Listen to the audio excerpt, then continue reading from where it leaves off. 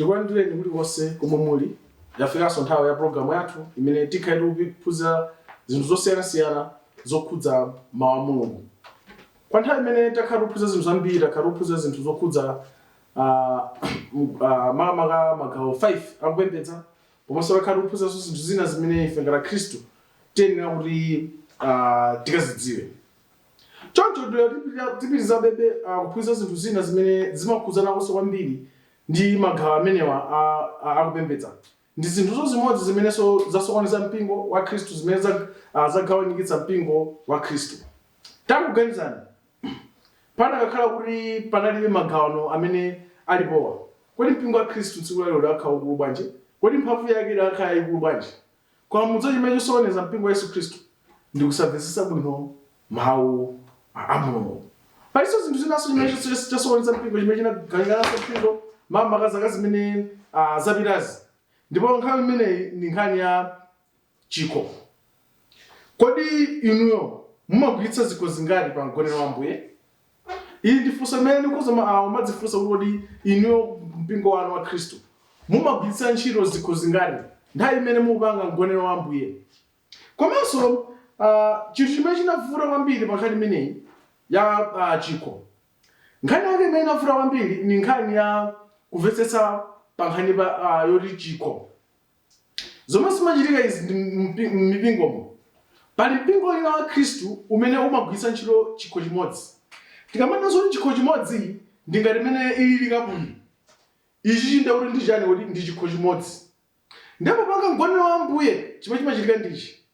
Chikhochi chimayenda kwa munthu mmodzi amwako, umpatsanso munthu zakenso, nkumapitiriza choncho ndi amanena zoti umenewo ndi mpingo wa chikho chimodzi.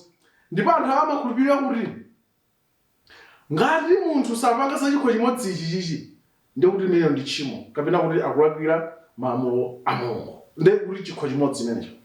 Pamene tikamanena zakuti za chikho zambiri, ndi kuti timakhala ngati timakabwiri tomwe mumakhala madzi amphesa. Ndi madzi amphesawo zimene zimachitika ndizi, akatitsidwa amene muja amayendanso ndipo munthu umamwakonso. Timenecho zimene amatcha kuti izi ndizo zikho zambiri. Zimene zikutanthauza kuti mpingo wa Yesu Khristu udagawanikanaso makamaka pa fundo imeneyi ya chikho. Komano mawu oti chikho ni mawuso ena amene ali mchichewa ndi achichewa mawu amene ndikuwuzani kuti chichewa chimenechi ndi chichewa chimene chili chozama ndithu. Chandicho kuti silichimva makamaka masiku ano kuti chikho. Chikho ine mmene ndimakula ndimadziwa kuti ndi chinthu china chake chimene chimakhala chachibalobalo, chimakhala ngati kapu chikho. Komano chikho ni mawu achichewa mukamanena kale mucha, mawu achizungu amene mwina aliyense tsiku yakhoza wasindikira ni mawu oti kapu. Kapu imene jananiro ndisakale chakuti ngati iyi ndi chikho. Kapena kuti chotengeramo kamadzi kazinazi zonse mwina za madzimadzi ndiye chikho chimene chikamakamba za chikho. Ndiye pamene mpingo unagawanikana ndi pa nkhani ya kapu. Tisabise pano kuti mpingo unagawanikana chifukwa cha nkhani ya kapu. Kodi nkhani ndi kapuyo kapena zinthu zina? Tioneni kuona mawu a Mulungu pamene tikhala kukambirana za nkhani imene ya zikho zambiri kapena chikho chimodzi. Monga nanena kale kuti mpingo unagawikana ife anthu ena amene zoti ndi chikho chimodzi chokha basi, palibe munthu amene amachita zikho zambiri auchimwa, kapena ndi zikho zambiri basi amene amachita chikho chimodzi auchimwa. Kodi chenicheni ndi chiti? Kodi mawu a Mulungu akuti chani pa nkhani imeneyi? Kodi tikakhala ndi chikho chimodzi tidzifunsanso funso ili. Tikamakamba za chikho chimodzi amene nanena mucha ngati kapu, ndikuti tipite nthawi imene Yesu Khristu ankapanga mgonero wa Ambuye. Kuti chabwino anthu amene zakumene adagwiritsa ntchito chikho chimodzi. Kodi chikho chimodzicho panopa chili kuti? Chifukwa ngati adagwiritsa ntchito chikho chimodzi, ifenso kumakamba za chikho chimodzi. Ndipo chikho chimene Yesu Khristu adagwiritsa ntchito ndiyo ifenso tsiku lero mpaka tizigwiritsa ntchito chomwecho. Chifukwa ngati sikugwiritsa ntchito nkhani ya chikho chimodzi. Ndena akuganizani ngati timakamba za nkhani ya chikho chimodzi. Ndipo chikho chimene chinali ndi Yesu Khristu zaka 2000 zapitazo. Ndipo kuti chidzafike kuno ku Malawi, ndipo bwezi panga mgonero wa Ambuye. Chifukwa mgonero wa Ambuye patinenza kuti tsiku loyamba la Sabata lililonse. Ndi anthu akuliza chikho chimodzi. Kodi chikho chimodzi chili kwa America pano paterekeze kapena chili ku Zimbabwe pano paterekeze. Kodi kumaliko unchifika liti? Nanga ku Nigeria chikafika liti? Nanga ku West Africa chikafika liti? Tikhale ndi malingaliro lero pamene tikuphunzira phunziro lathu la lero. Tete tioneni m'buku la 1 Korinto chapter 11 chimene timaonanso nkhani imene ya Paulo anafotokoza za nkhani imene ya mgonero wa Ambuye. Pa 1 Korinto chapter 11 verse yake 25 anayamba zakuti pa verse 25 kwanenanso chikho chitatha chakudya ndi kuti chikho ichi ndi pangano latsopano mwazi wanga. Chitani ichi nthawi zonse mukamwa chikhale chikumbukiro changa. Ndiye tikufuna kuti dziwe kuti kodi chikho ndi chani. Ndiye kuti pa verse 25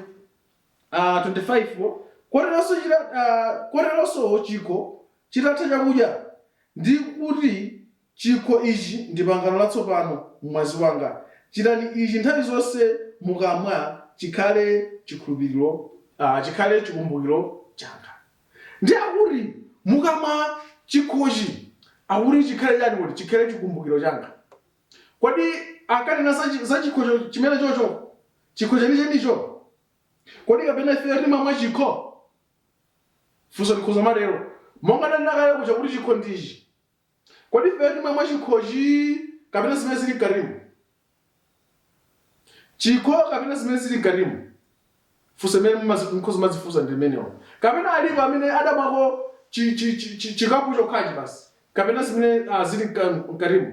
Zomwe zinatoza kuti chikhochi ndi chorengeramo chabe. Chifukwa ife sitingamwe chikho chayi koma zimene zili mkatimo. Ndoti kamakamba za chikho ndi chorengera chichi. Koma mkatimo kodi mumakhala chani?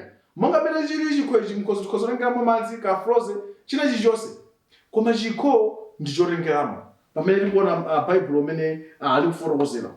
Komanso tikamawerenga buku la Luka. Buku la Luka chapter 22 verse yake 17.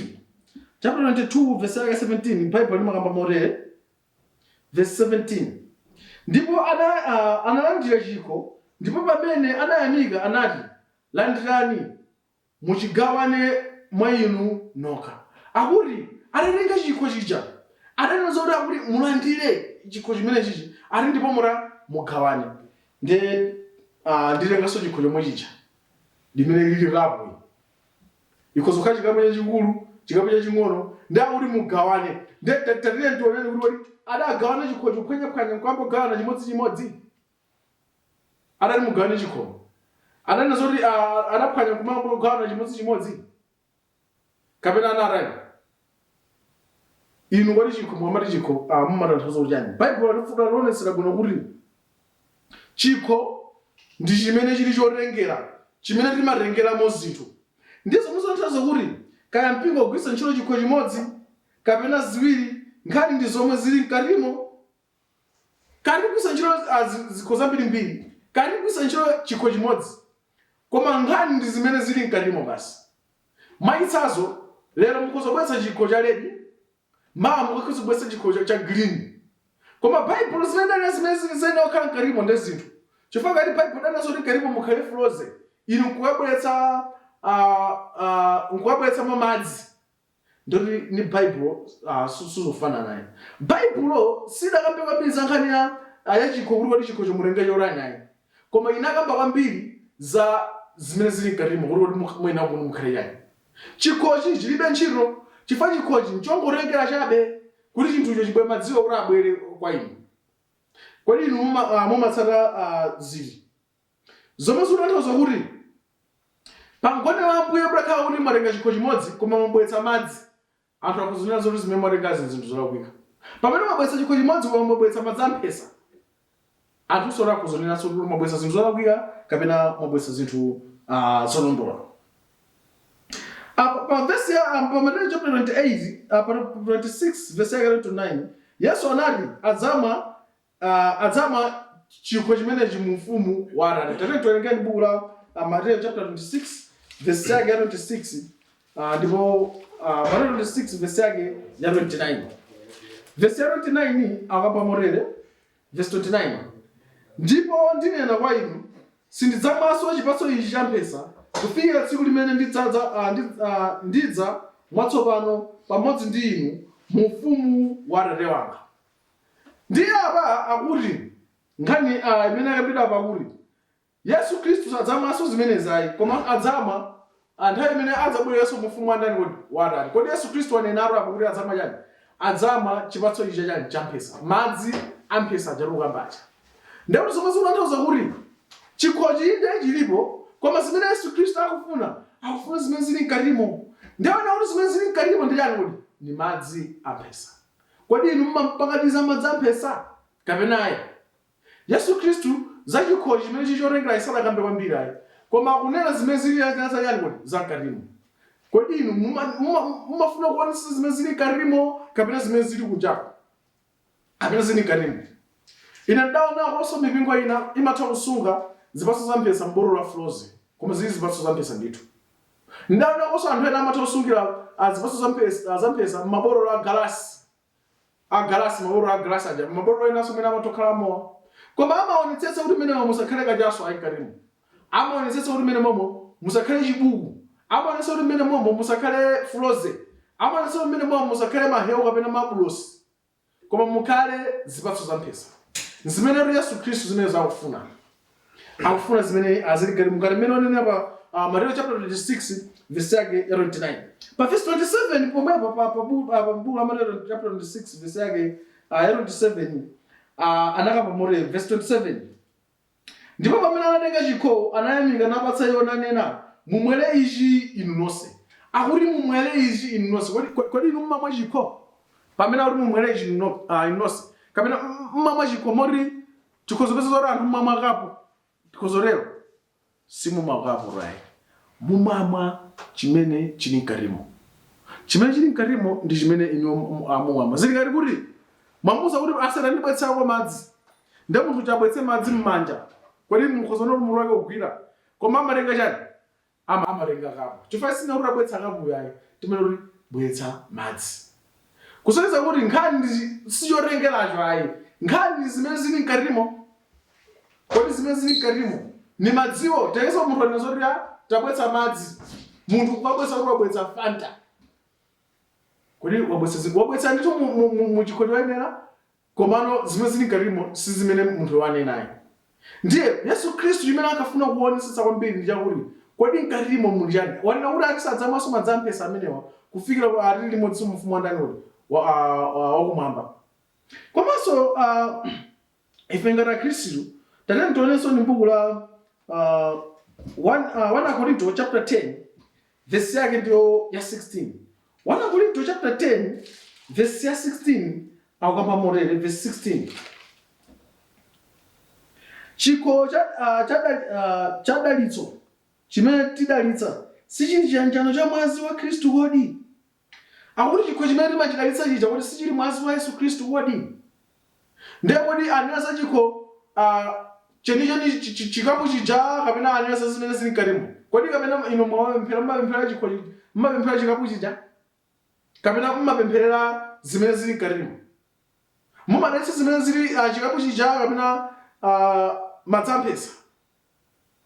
Ndikupira kuti fuzo mkhozo dziyankha kuti mumapempherera zimene zili mkatimo. Mawu oti chikho m'Baibulomu ni mawu ongopipirisa chabe, kapena kuti ni mawu oti anakotenga zinthu zambiri kuti chikhocho ndi mmene makhala madzi a mphesa.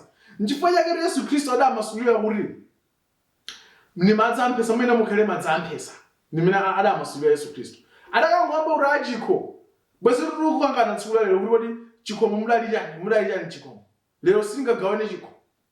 Zomwe zikutanthauza kuti ife ngati Akhristu tiyenera kuti tidziwe kuti chimene chili mkatimo ndi chani. Posatengera kuti zikho zilipo zingati, koma chimene chili mkatimo ndi chani. Kodi takuganizani mmene nafurira kuona zaka zino kuyambira 2020 uja panofika pano kuyambira 2019 2020 takuganizani mmene nafurira kuona mucha. Ndiye kuona ali imatha kugawanidwa simwino dzera m'machani kuti malovu. Kodi tilakha kuti tigwiritse chikho chimodzi chija. Kodi tisibwezi kuona kuti kugawana zedi. kapena so anthu ena alibweza amene zoti izi ndi nyasi to anthu ena amadero. Chikho chimene amanena apa ndi zipatso za mphesa zimene zimafanizira mwazi wake wa Yesu Khristu. Ndeka zimafanizira mwazi wake wa Yesu Khristu chimene chofunika ndi chani? Tione kuti mmene zili mkatimo ndi chani. Chachikulu chimene nganena apa chakuti ife chimene ndinakudziwa ndi chakuti kodi mkatimo muli chani mwa chikhomo? Nchifukwa chani tungambirimbiri magwisa ntchito zikho zosiyana-siyana. Ndiye wina akhoza mafunsa kuti tsono pamene pauli ndi titani. Monga ndanena mucha kuti nkhani ndi madzi amphesa. Kamugwisa ntchito chikho chanji, kamugwisa ntchito zikho zorani, nkhani ndi madzi amphesa. Mukhoza kugwisa ntchito chikho cha golide, cha silver, cha diamond. Koma ngati mkatimo mulibe madzi amphesa, ndoti muchira mulakwika. Simene Bible lunenera. Koma mukhoza kubetsa botolo la froze, ka botolo la doti, ka lachani, ka logode ndunena lija. Koma ngati mkatimo muli madzi azipatso za mphesa, ndoti muchira mmene Bible lunenera. Kodi inu mumachita morani? Pamene pamalakwika tsopano ndi apa. Ponena kuti chikho chimodzi basi, ngati munthu sapanga za chikho chimodzi limene ndi tchimo. Zikho zambiri basi, ngati munthu sapanga zikho zambiri limene ndi tchimo. Nkhani simeneyo. Mukhoza kugwisa ntchito zikho zambiri, mukhoza kugwisa ntchito chikho chimodzi. Koma ngati zipatso za mphesa zili mkatimo, muchita molondola. Tereku kupha mkora waye wankhani likhoza kungonena kuti amene amachita chikho chimodzi ndi amene amachita zikho zambiri palibe kusiyana. Chifukwa onse amagwisa ntchito ya zipatso za mphesa. Koma vulo lili pakuti ngati muchioneza kuti amene apanga chikho chimodzi ndi tchimo, amene apanga zikho zambiri ndi tchimo.